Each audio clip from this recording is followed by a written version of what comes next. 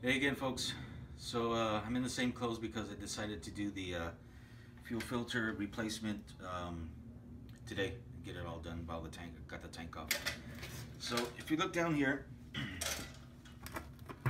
there's three parts to take off this tank. One of them is to disconnect the. This tells the fuel sensor. You've got your breather pipe here. Just connect those two, and I believe that's it. And of course the bolts take this off and it'll slide right off. So according to the Haynes manual, to get to the fuel filter, it's inside the tank underneath this plate. So you've got to take this plate off. There's 12 bolts, and using an 8mm wrench, you're going to want to go crisscross, and this will help from warping the pressure that's inside. So we're going to get started doing that. These are pretty easy.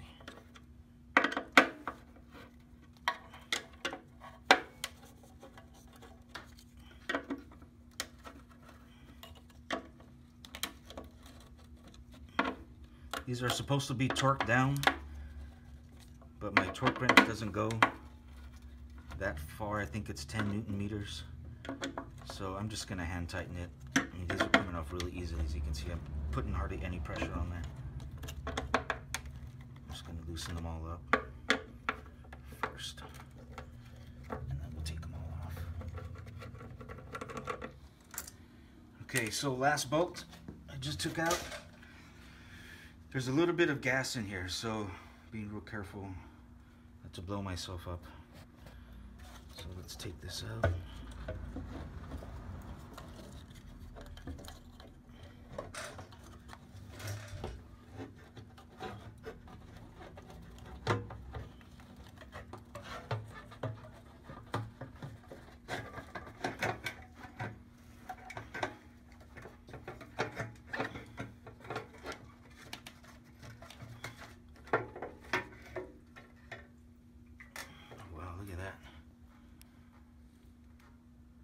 Here's your fuel filter.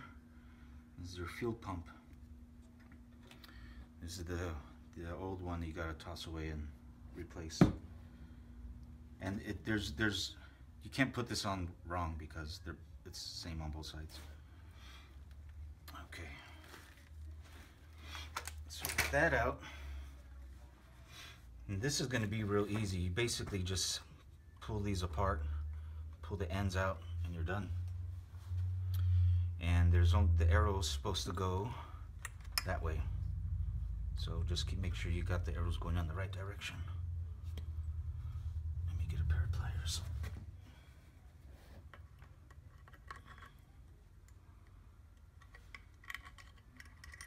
Take off one clamp. Pull back the other one.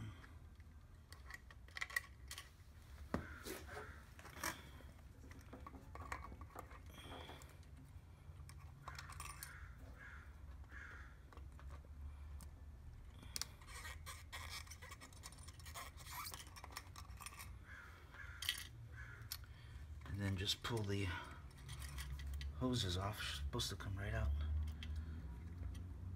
Or actually, oh, I forgot there's a hex bolt in here we want to remove. I'm not sure though. I don't know if I want to take that off. Maybe if I can just pull this hose back.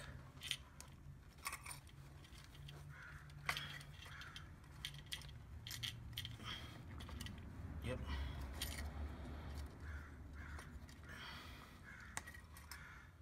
Okay, and there's some gas coming out of here, of course, because it's a fuel filter.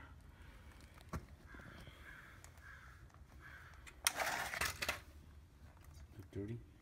Yeah, I'm gonna check right now. I'm gonna stomp this on the ground to see if there's any particles that come out. Any obvious signs of dirt or maybe metal.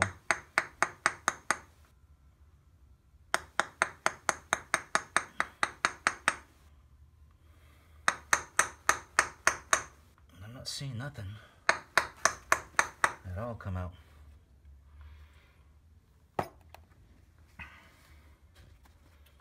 Alright, so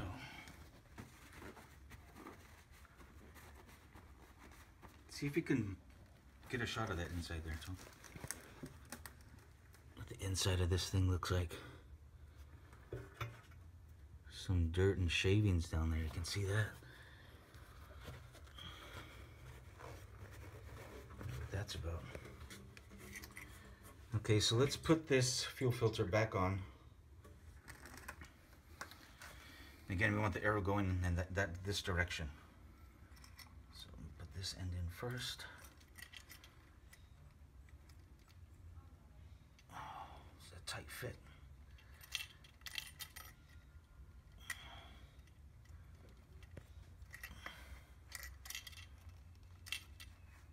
There we go.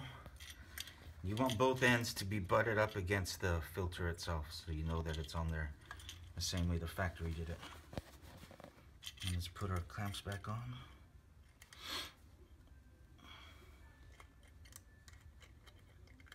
Should have used a bigger pair of pliers.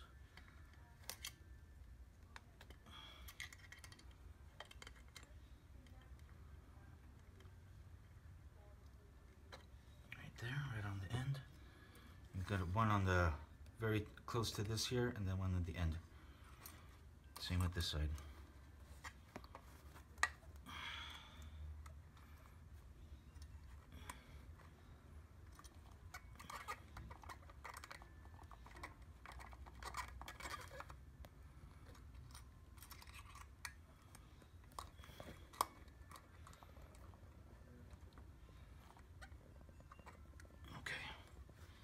And that's it. This is a recommended change at 12,000. Although a bunch of people, when I told them I was doing this, they said it's not needed. But I'm trying to solve a problem of my, feels like my motorcycle's running out of gas at 4th and 5th gear in highway speeds. So hopefully it's like a carbon buildup or air injector. I put SEAFOAM in the gas tank already to see if I can clean that up a bit. So I'm just doing everything I can. This is only a $30 project. The other thing you can do,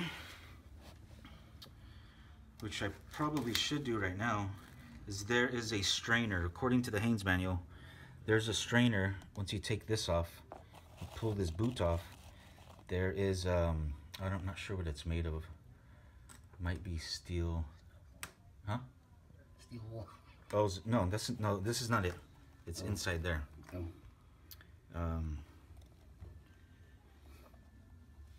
Might as well look in there. Yeah, might as well look in there because we got it off. So there's just a hose clamp on here. It's a flathead screwdriver, and there's no torque setting for this, so you can't really mess it up.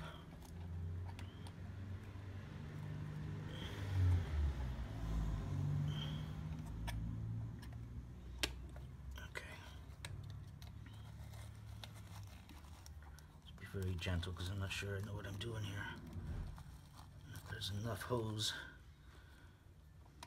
if there's enough loose hose here to pull it off completely.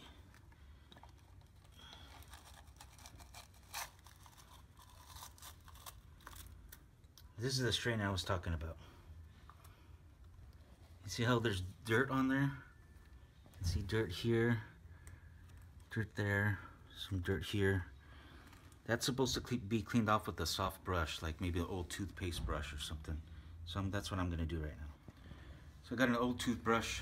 I'm just going to gently scrape away any dirt that I see here. It's coming off too. That's kind of neat.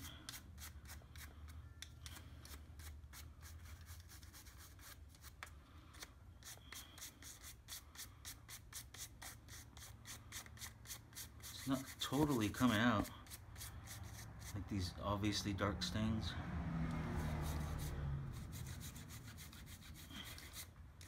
I guess it doesn't hurt either. You could probably replace these, but I'm not going to get into that.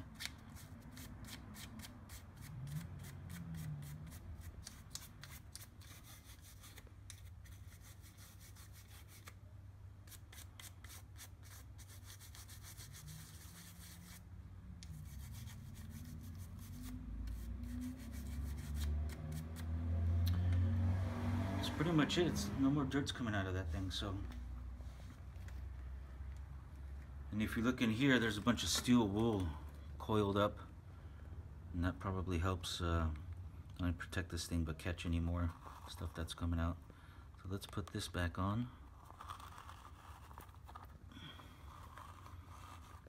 I'm just shoving all of this to the front of the boot so I can put this back in.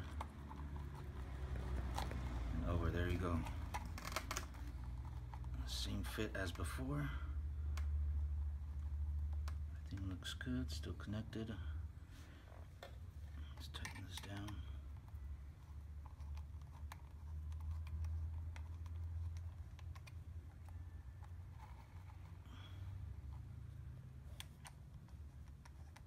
You kind of feel where it stops, where you can't go further than what it's going to allow you to.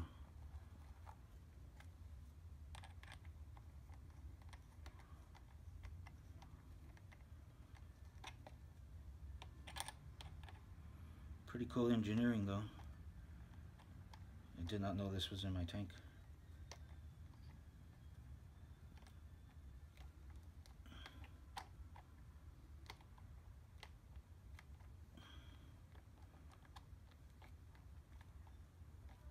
I tightened this pretty good because I don't want it coming off.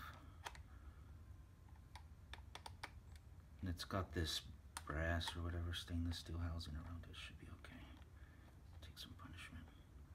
Alright, a good hand tight. It's not coming off. It probably wouldn't hurt to clean this up a bit. And whenever you do something this, you always want to make sure that if there's anything loose or, you know, you got all these wires in here. That might be another problem. This hose seems fine, it's not pinched or anything. And then just double check your work. It's not going anywhere, that's not going anywhere. It's in place, it's in order. So let's put it back in.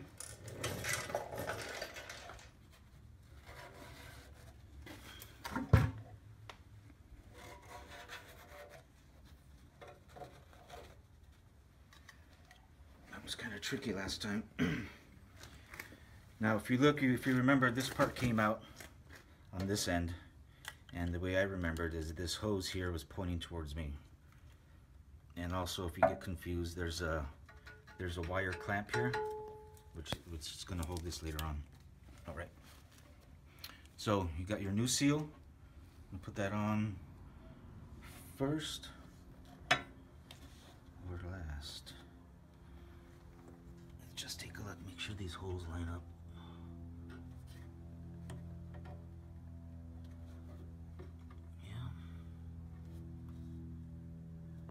Yeah. It's interesting. I'll have to find those later. Okay. Some maneuvering here.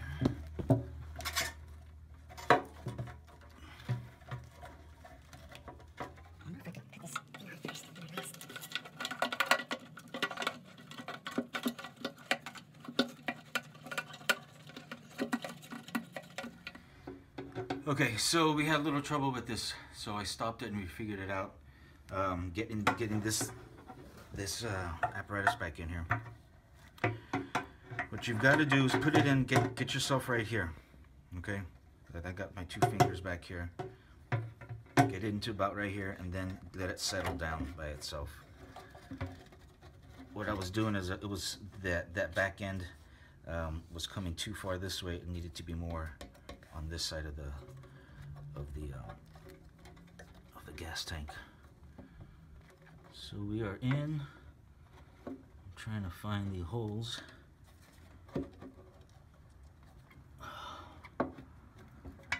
This thing's a little twisted.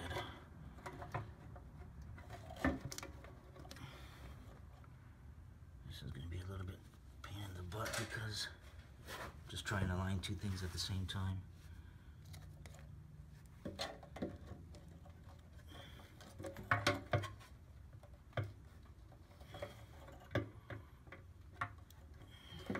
get one started, and then use like a screwdriver to line the next one, and then like a screwdriver to line the next one.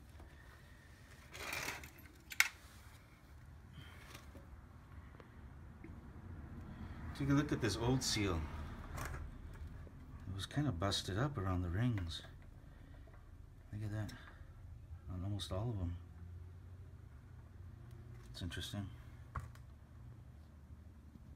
If that has anything to do with the fuel pressure in the tank.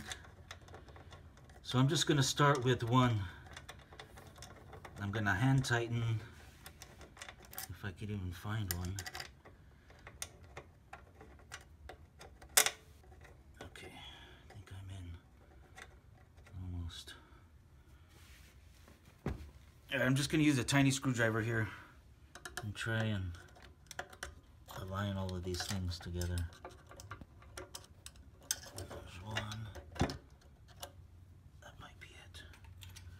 Right there.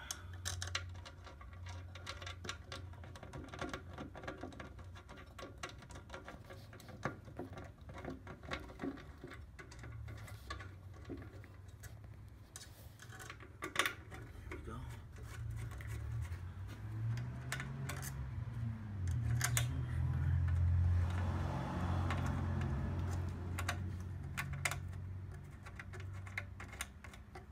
That's in there just enough. Other side. That one went in. Because you can see that the seal is just a little bit smaller than the holes. That's probably why it's rubber. So you can stretch it out to fill the rest of the parts. And I'm just going to finger tighten these down. Again, because I don't have a torque wrench that goes that low. I think it's 8 or 10 Newton meters. Mine stops at, my setting goes as far as 10. But they were so, they weren't on there very tight, so I'm not real worried about it. Good hand tightening, it'll be fine. Then again, you do what you want, because I'm just doing this for my benefit. Okay, they're all in. Just gonna seat them a little bit now. Start the crisscross action. Just seat them. Seat them.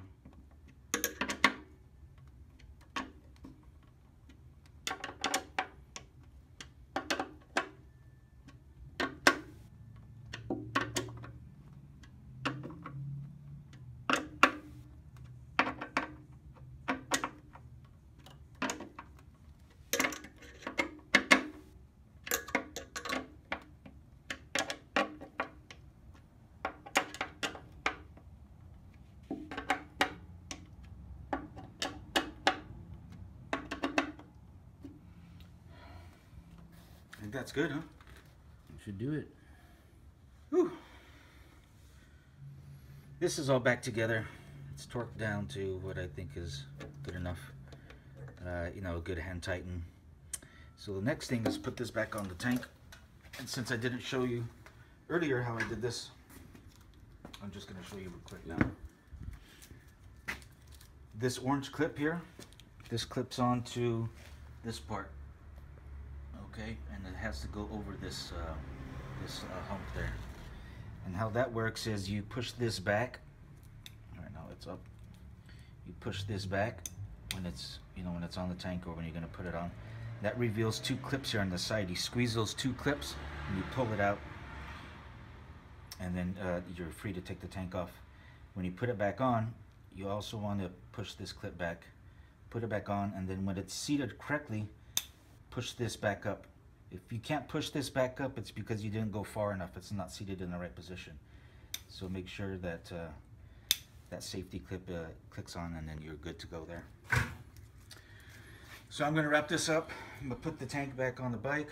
I'm not going to show that, but I will show it to me starting it up after everything's done, and we'll see if that ticking sound comes. All right. Okay, so tank tank is back on. I've double checked everything, make sure I didn't forget anything that was maybe loose or not there. So now's the big reveal. Fuel filter changed out, and then we also got that new solenoid resistor in place of the solenoid to get rid of that ticking that I've been hearing before. So let's check it out.